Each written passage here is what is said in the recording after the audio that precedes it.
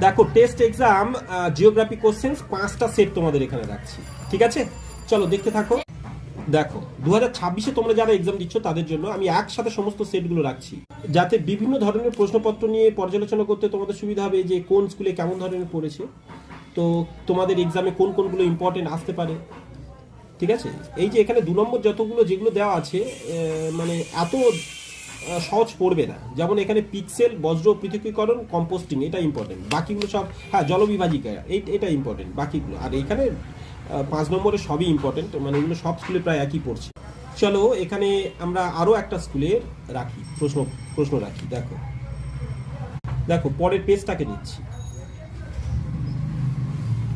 তারপরের পেজ। তোমাদের প্রয়োজন হলে স্ক্রিনশট নাও, ঠিক আছে? আমি স্ক্রিনশট নেওয়ার মতো তোমাদের ব্যবস্থা করছি, যাতে তুমি স্ক্রিনশট নিতে পারো।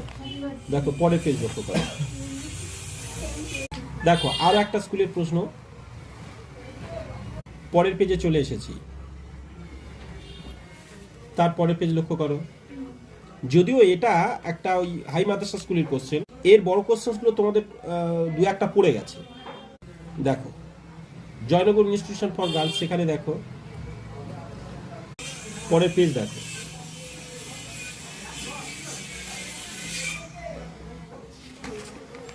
তারপরের পেজ।